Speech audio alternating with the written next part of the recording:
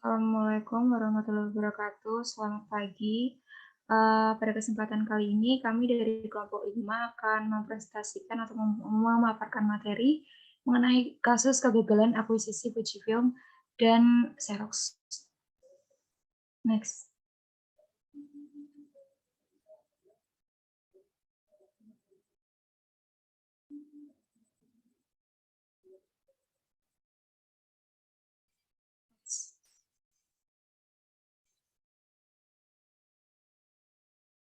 Untuk anggota kelompok 5 itu terdiri dari yang pertama ada Bintang Wambrau dengan NIM F03190310, lalu ada saya sendiri Cornelia Veriska dengan NIM F031901, lalu ada Rintasari Bukti Utami dengan NIM F03190032, lalu ada Devi Berliana dengan NIM F03190033, dan Dianita Sarah dengan NIM F03190034. Next. Nah, untuk materinya ini terdiri dari beberapa bagian. Yang pertama ada profil perusahaan, lalu ada sejarah, proses dari akuisisi, kegagalan akuisisi, tindak lanjut, lalu ada analisis kasus, dan yang terakhir ada bagian kesimpulan. Next. Nah, untuk bagian yang pertama, saya akan menjelaskan mengenai profil perusahaan dari perusahaan Fujifilm. Jadi, untuk company name atau nama perusahaannya itu Fujifilm Corporation. Lalu, Chairman, Director, and Board Chairman itu dipegang oleh Kenji Sukeno. Lalu untuk Presiden and CEO, Representative Director, itu ada Teiichi Koto. Lalu untuk head office-nya itu mereka ada di Tokyo Midtown Office dan Nishiazabu Office. Nah, untuk didirikannya, perusahaan Fujifilm ini didirikan pada tahun 1934. Next.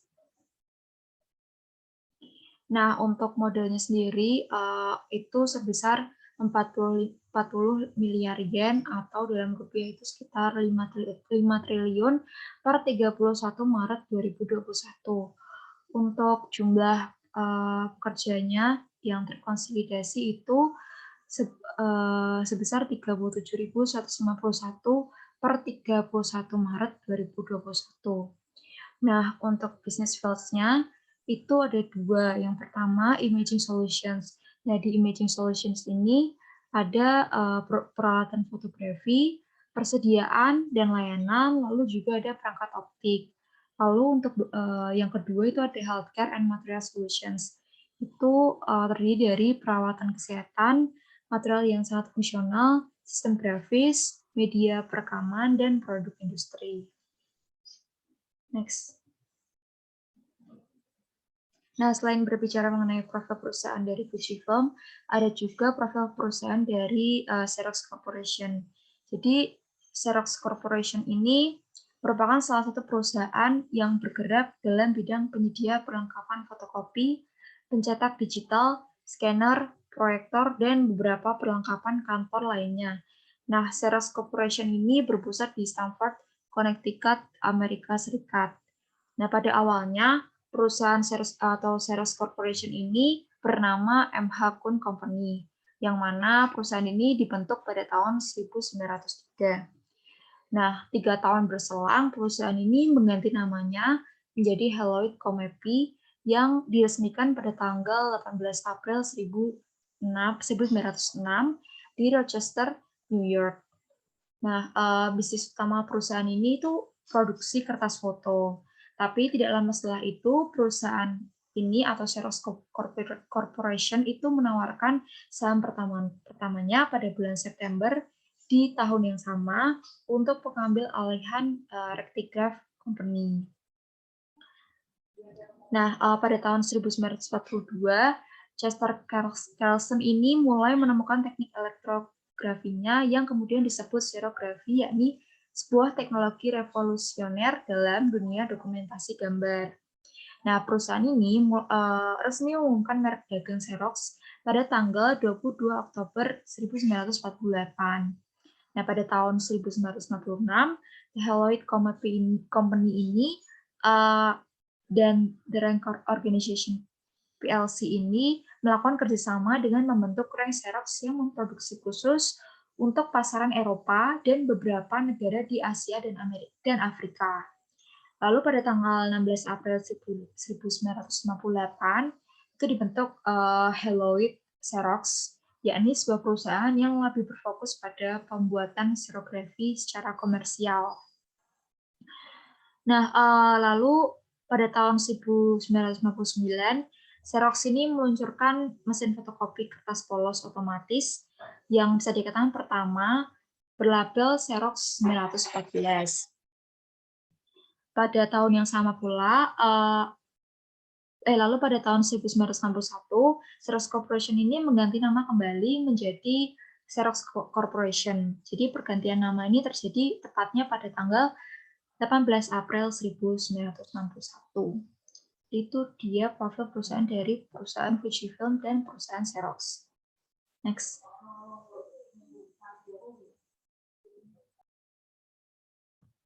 Baik, di sini saya akan menjelaskan mengenai sejarah dari perusahaan Fujifilm dan Xerox. Fujifilm Xerox merupakan perusahaan patungan antara Xerox dan Fujifilm yang berdiri selama 57 tahun. Pendiriannya sendiri dilakukan pada tahun 1962 dan Fuji Xerox pada masa itu merupakan perusahaan terkemuka yang menawarkan cara yang lebih cerdas berkaitan dengan dokumen serta perangkat multifungsi untuk kantor. Perusahaan ini melakukan produksi atas barang yang menjadi keunggulan mereka dan didistribusikan ke seluruh dunia. Dan Fujifilm melalui unit usahanya FujiXerox.co mengikat kerjasama dengan masa kontrak 5 tahun dengan Xerox. Melalui kerjasama itu, FujiXerox.co dapat menggunakan merek Xerox untuk memasarkan produknya di pasar Jepang dan wilayah Asia Pasifik lainnya termasuk Cina.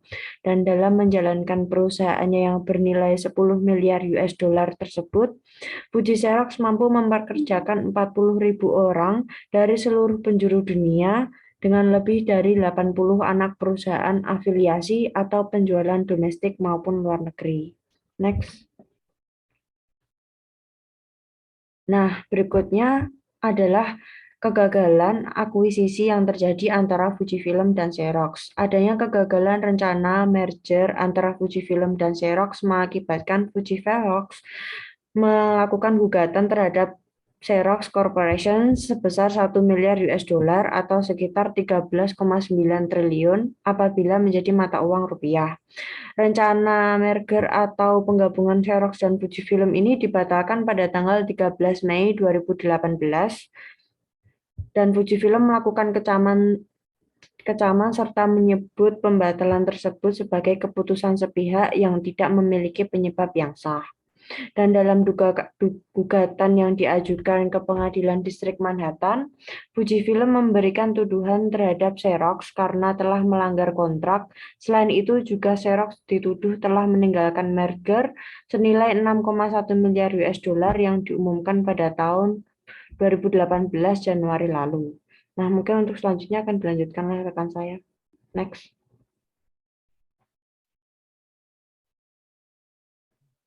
Selanjutnya saya akan mengemukakan mengenai proses akuisisi.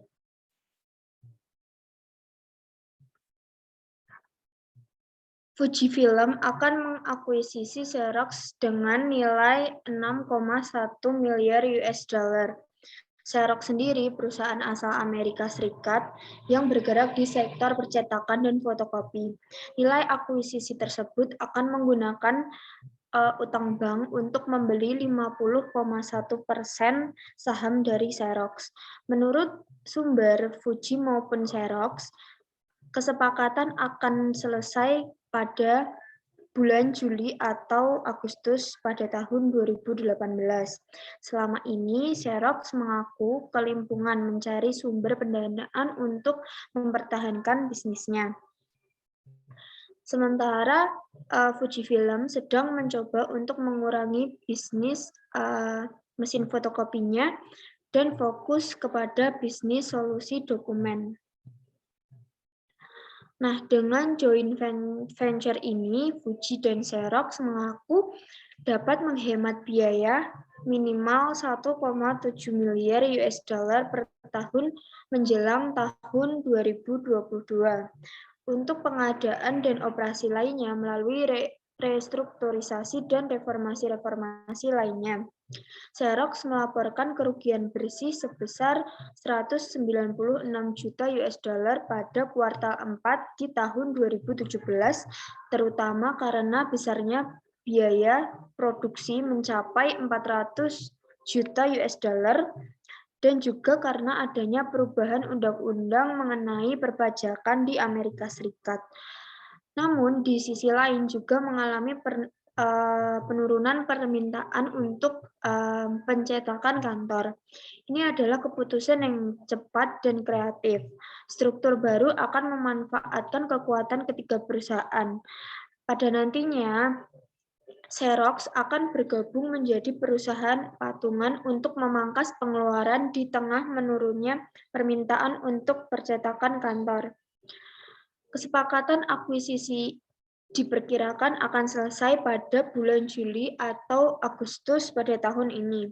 Pernyataan bersama kedua perusahaan itu menyebutkan Fujifilm Holdings akan mengambil alih 50,1% saham perusahaan gabungan Fujifilm dan Xerox yang baru dibentuk yang diberi nama Fuji Xerox. Sesuai kesepakatan, Jeff Jacobson, Presiden dan CEO Xerox selama ini akan menjadi CEO Fuji Xerox. Perusahaan baru ini akan tetap berkantor pusat di Amerika dan Jepang.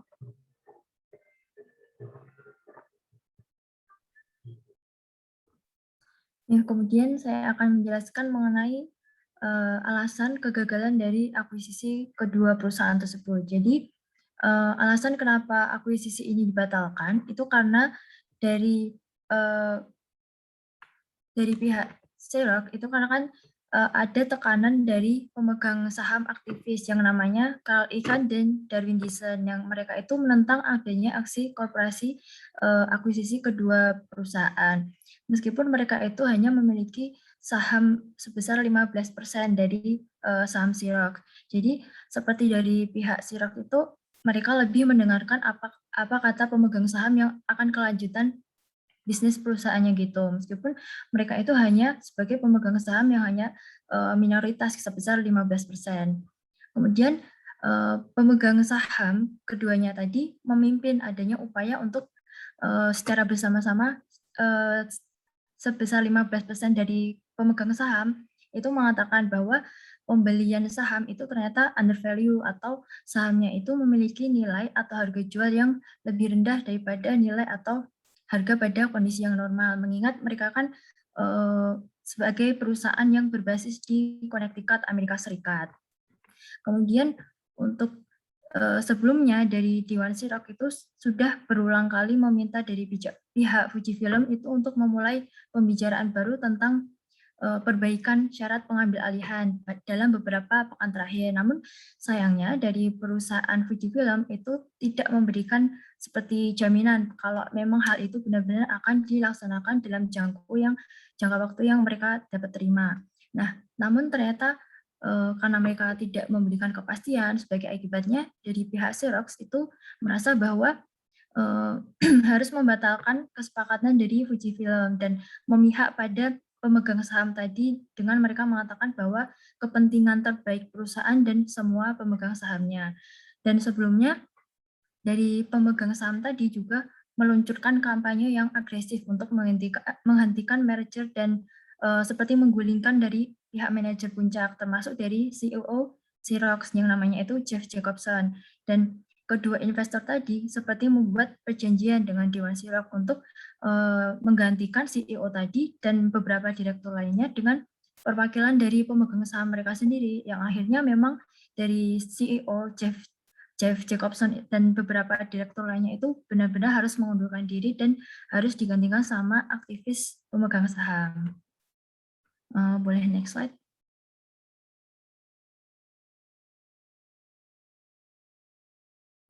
Nah, di sini kemudian ada beberapa tuntutan karena kan mereka menaruh kasus ini ke dalam pengadilan. Dari pihak Fujifilm, mereka itu menuduh kalau Xerox Corporation itu melanggar kontrak dan terlibat dalam perilaku yang disengaja dan mengerikan. Mengingat untuk kegiatan akuisisi ini kan mereka butuh penggabungan dana yang besar, yaitu senilai 6,1 miliar US dollar atau sekitar 84,6 triliun rupiah. Itu rupiah ketika di bulan Januari tahun 2018.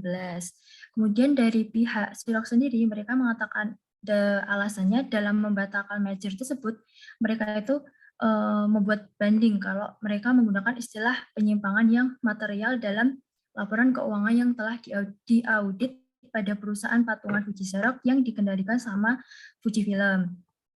Kemudian dari pihak Fujifilm sendiri, padahal mereka juga sudah mengajukan gugatan pada keputusan pengadilan di New York dengan menyebut keputusan itu tuh tidak konsisten dan lebih memanfaatkan demokrasi yang seperti memungkinkan dari pemegang saham yang Carl Icahn dan Darwin Deason itu kayak mendikte mengatur dari nasib perusahaan Xerox. Kemudian dari pihak Xerox mengatakan kalau kegagalan Fujifilm untuk mengantarkan laporan keuangan Fuji Xerox pada 15 April 2018 yang diaudit itu juga termasuk dalam permasalahan yang akuntansi yang mereka belum selesaikan, sehingga mereka menggunakan itu sebagai alasan untuk mengakhiri merger. Akan tetapi dari sisi Xerox juga mengeluarkan pernyataan sebagai tanggapan dengan mereka tetap kokoh untuk terus mempertahankan keputusannya dan mengejar semua solusi yang tersedia untuk Xerox yang timbul dari kesalahan manajemen dan kesalahan dari pihak Fujifilm. Next slide.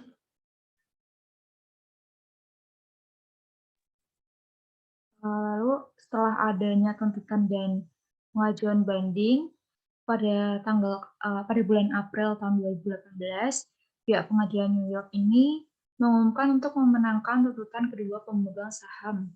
Jadi pengadilan New York ini menyatakan persetujuan merger yang lebih bersifat subjektif dengan memprioritaskan kepentingan CEO Xerox ketimbang kepentingan pemegang saham perusahaan. Tapi dari pihak perusahaan Fujifilm itu mengatakan bahwa perusahaan itu tetap percaya bahwa hubungan antara perusahaan Xerox dan Fujifilm itu merupakan solusi yang tepat untuk diberikan kepada pemegang saham kedua perusahaan dengan nilai jangka pendek dan jangka panjang. Nah, lalu Kenji Sukeno atau selaku Presiden dan CEO Fujifilm Holding Jepang itu menjelaskan bahwa rencana pembeliannya itu adalah yang terbaik bagi Xerox dan pemegang sahamnya. Jadi sangat disayangkan apabila pemegang saham minoritas 15% ini menekan pemegang saham keseluruhan untuk membatalkan kontrak jual beli tersebut. Nah, sejalan dengan pemutusan kontrak Fuji Xerox itu sejalan dengan pemutusan kontrak Fuji Xerox ini berganti nama menjadi Fujifilm Business Innovation Corporation pada tanggal 1 April 2021. Meski begitu, perusahaan ini mengatakan akan terus memasok produknya ke Xerox bahkan setelah kontrak ini itu berakhir. Next.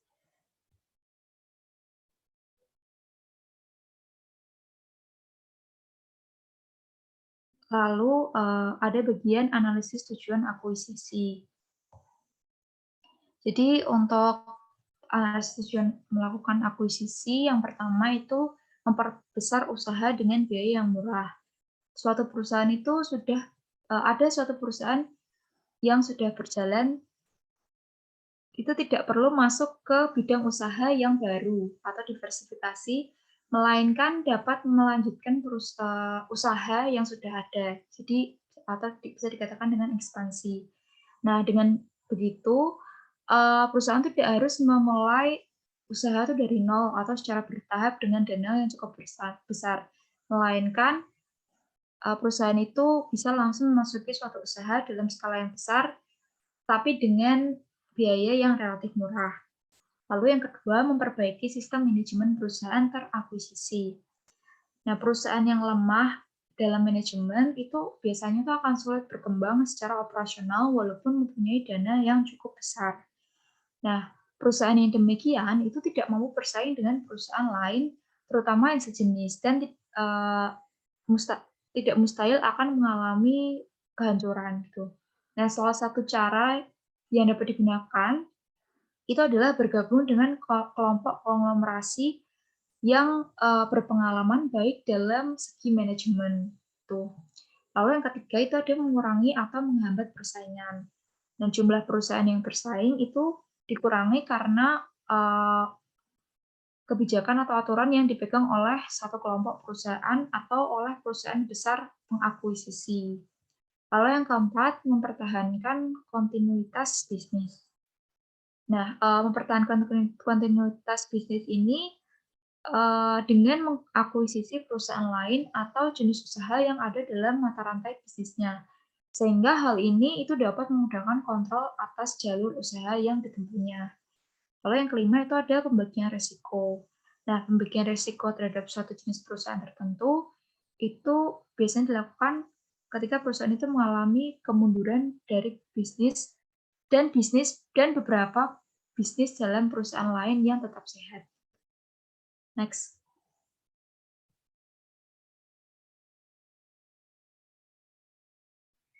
Baik, yang selanjutnya analisis motif yang melatar belakangi akuisisi.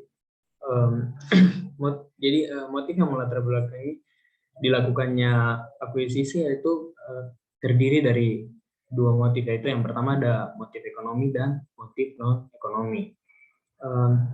Untuk motif ekonomi sendiri itu berkaitan dengan esensi tujuan perusahaan, yaitu untuk meningkatkan nilai perusahaan atau memaksimalkan kemakmuran pemegang saham. Termasuk motif ekonomi juga adalah motif untuk mencapai sinergi dan motif untuk mencapai posisi strategis. Motif strategis yang dimaksud di sini untuk membangun keunggulan kompetitif jangka panjang perusahaan yang pada akhirnya bermuara kepada peningkatan nilai perusahaan atau peningkatan kemakmuran pemegang saham. Sedangkan di sisi lain, motif non-ekonomi adalah motif yang bukan didasarkan kepada esensi tujuan perusahaan tersebut, tetapi hanya didasarkan pada keinginan subjektif atau ambisi pribadi pemilik atau manajemen perusahaan. Dan perlu digarisbawahi bahwa hanya alasan yang bersifat ekonomis dan rasional saja yang bisa diterima, sehingga aktivitas merger dan akuisisi itu bisa dipertanggungjawabkan. Selanjutnya.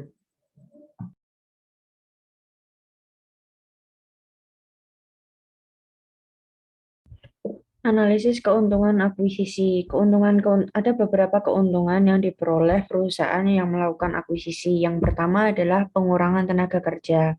Hal ini dikarenakan karena perusahaan yang diakuisisi tersebut, maka sebuah perusahaan itu akan mengurangi tenaga kerjanya seiring dengan lebih ringkasnya perusahaan tersebut berdiri.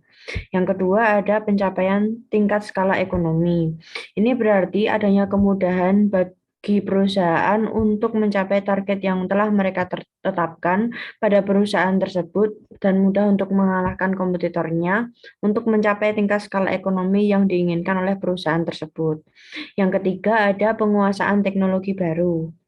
Yang keempat, ada sinergi untuk meningkatkan jangkauan pasar perusahaan. Ini dikarenakan adanya dua perusahaan yang bergabung, maka tingkat jangkauan pasar yang dimiliki dari perusahaan satu dan perusahaan dua itu akan lebih meluas cakupannya.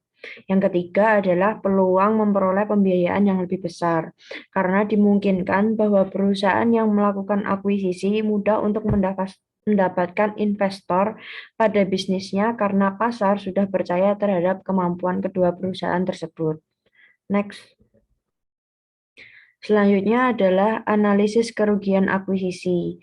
Jika cukup banyak pemegang saham minoritas yang tidak menyetujui pengambil alihan saham tersebut, maka akuisisi akan batal. Pada umumnya, anggaran dasar perusahaan menentukan paling sedikit 2/3 atau sekitar 67% suara setuju pada akuisisi agar akuisisi terjadi. Yang ketiga adalah apabila perusahaan mengambil alih seluruh saham yang dibeli, maka akan terjadi merger. Yang ketiga, pembelian setiap aset dalam akuisisi aset harus secara hukum dibalik nama sehingga menimbulkan biaya legal yang lebih tinggi. Next.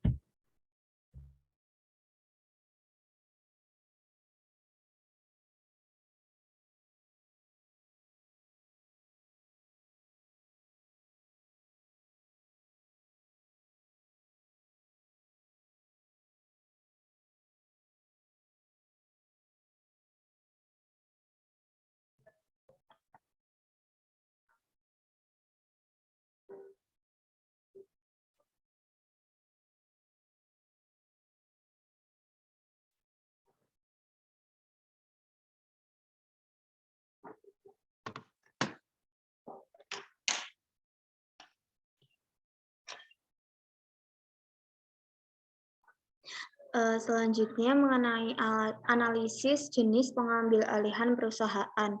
Nah, pengambil alihan perusahaan itu dapat dilakukan dengan dua cara, yaitu yang pertama friendly takeover. Proses akuisisi harus disepakati oleh kedua belah pihak, yaitu perusahaan pengakuisisi dan perusahaan target. Biasanya perusahaan besar menentukan terlebih dahulu perusahaan target yang akan dibeli, kemudian melakukan negosiasi dengan manajer perusahaan target. Setelah terjadi kesepakatan di antara kedua belah pihak, kemudian dilaksanakan pembelian perusahaan tersebut. Lalu yang kedua ada hostile takeover. Terjadi apabila perusahaan target yang akan diakuisisi tersebut keberatan dengan alasan harga yang ditetapkan. Harga yang ditetapkan itu terlalu rendah atau under value, atau mungkin karena manajer takut akan kehilangan pekerjaan maupun jabatannya. Ketika hal itu terjadi, perusahaan yang ingin membeli perusahaan lain dapat saja melakukan sebuah negosiasi secara langsung dengan pemegang saham perusahaan target. Nah, untuk kasus yang kelompok kami bahas ini termasuk ke dalam jenis pengambil alihan hostile atau hostile takeover.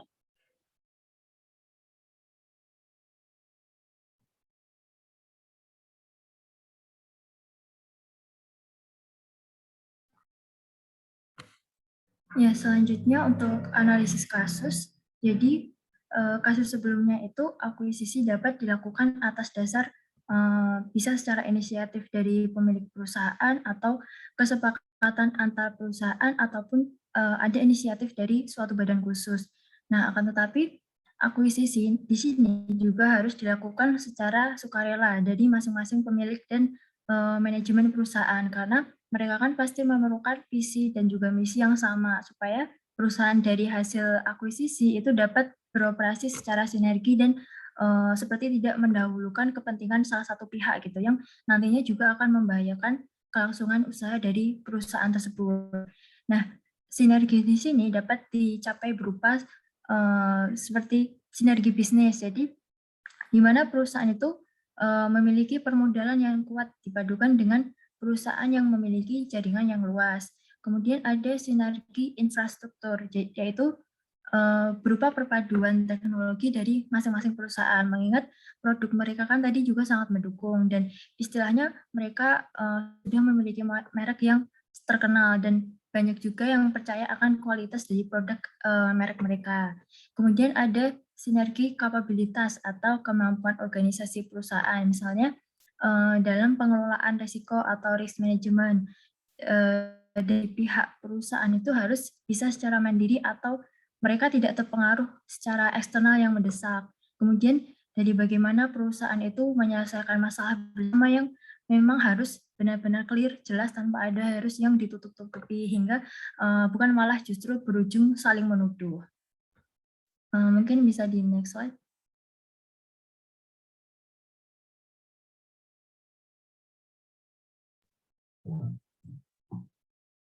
Baik, yang di sini ada kesimpulan. Jadi kesimpulannya, uji film itu akan mengakuisisi Xerox dengan nilai 6,1 miliar US dollar. Nah, nilai akuisisi tersebut itu akan menggunakan utang bank untuk membeli 50,1% saham Xerox. Menurut sumber Fuji maupun Xerox, kesepakatan antara keduanya itu akan selesai pada Juli atau Agustus tahun 2018. Nah, dengan joint venture atau joint usaha di antara keduanya ini, Fuji dan Xerox mengaku bahwa dapat menghemat biaya minimal 1,7 miliar US dollar per tahun menjelang tahun 2022. Namun di tengah perencanaan akuisisi Fuji terhadap Xerox atau perencanaan merger antara kedua perusahaan ini ternyata mengalami kegagalan yang dimana mengakibatkan dari pihak Fuji itu menggugat sebesar 1, miliar US dollar kepada Xerox, dan dikatakan jika pihak Fuji Film itu mengecam dan menyebut pembatalan tersebut sebagai keputusan sepihak tanpa penyebab yang sah. Dan juga dalam gugatan yang diajukan ke pengadilan, pihak Fuji menuduh bahwa Xerox itu telah melanggar kontrak dan juga dituduh telah meninggalkan merger senilai 6,1 miliar dolar. Alasan gagalnya akuisisi atau penyebab terjadinya kegagalan akuisisi antara Fuji dan Xerox ini yaitu yang pertama karena adanya tantangan dari pemegang saham Xerox, yang dimana pemegang saham aktivis Xerox yaitu Carl Icahn dan Darwin Dixon menentang aksi korporasi tersebut, yang dimana keduanya memiliki lebih dari 15% saham Xerox. Kedua pemegang saham Xerox ini memimpin upaya penentangan tersebut dengan mengatakan bahwa pembelian saham itu under value atau saham yang memiliki nilai atau harga jual yang lebih rendah daripada nilai atau harga pada kondisi normal, sehingga mereka itu menilai bahwa rencana merger tersebut terlalu menilai rendah saham perusahaan yang berbasis di Connecticut tersebut.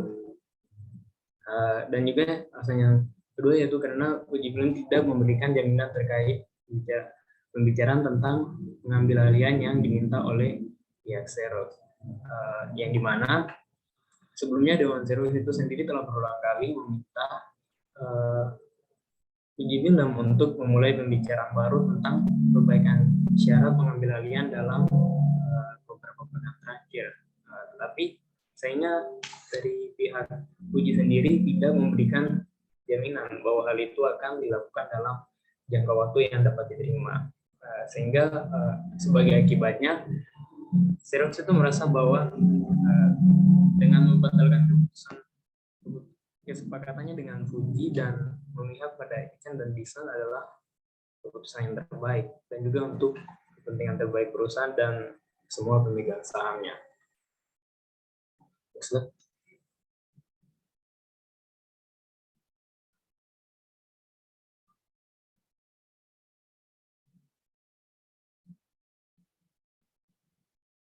Sekian presentasi daripada kelompok kami, kurang lebihnya kami mohon maaf. Terima kasih.